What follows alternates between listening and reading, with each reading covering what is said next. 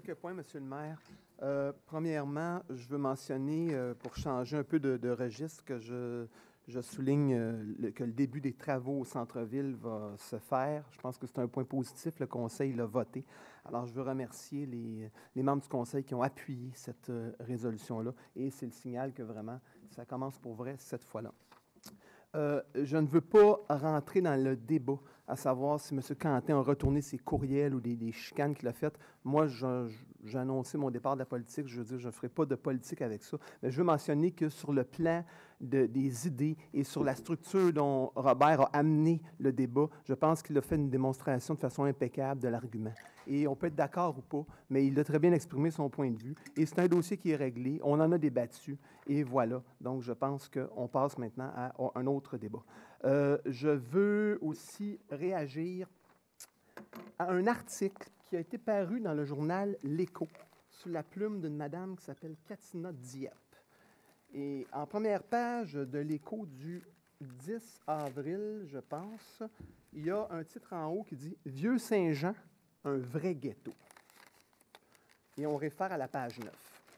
Ou à la page 9, un autre titre dit « Vivre dans le ghetto du centre-ville ».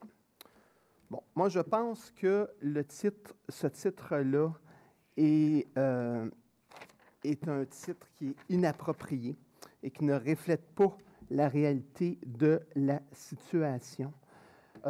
Je vais vous lire la définition de c'est quoi un ghetto que j'ai tiré du Petit Robert. Alors, ghetto, mot italien, quartier de résidence forcée des Juifs à Venise, quartier juif, quartier où les Juifs étaient forcés de résider.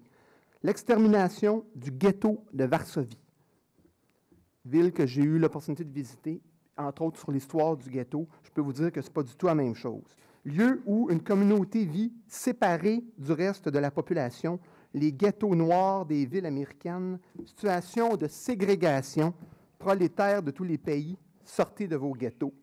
Mauriac. Bon, alors, moi, ce que je dis, c'est qu'un titre comme ça ne reflète en rien la réalité du Vieux-Saint-Jean, qu'on pense à Varsovie, qu'on pense au ghetto de Soweto en Afrique du Sud ou ailleurs dans le monde. Si on regarde, je pense que c'est insultant, c'est offensant de comparer des situations, de qualifier de ghetto un quartier où des propriétaires habitent, vivent, résident, investissent, rénovent. Et je pense que nous, on en est un exemple. Moi, j'habite là depuis ma naissance, en fait, à part à l'époque de mes études, j'ai toujours habité ce quartier-là. Et comme beaucoup d'autres mondes que je pourrais vous nommer, des gens qui habitent ce quartier-là depuis 60 ans et plus, et je ne pense pas qu'ils ont l'impression de vivre dans un ghetto. Alors, oui, c'est vrai que l'article fait état quand même correctement de la situation de pauvreté qu'il y a au centre-ville. Ça, je ne peux pas dire le contraire, que oui, il y a une réalité, il y a une couche de pauvreté, mais qu'on vient de qualifier de ghetto.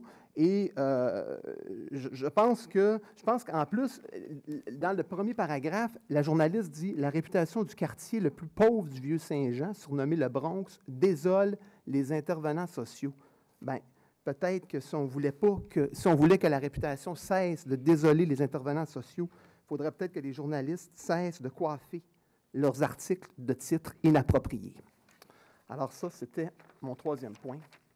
Et je veux terminer sur une note humaine en pensant aux gens qui étaient à Boston aujourd'hui. J'ai des amis personnellement qui étaient là, qui ont couru le marathon, dont je n'ai pas de nouvelles.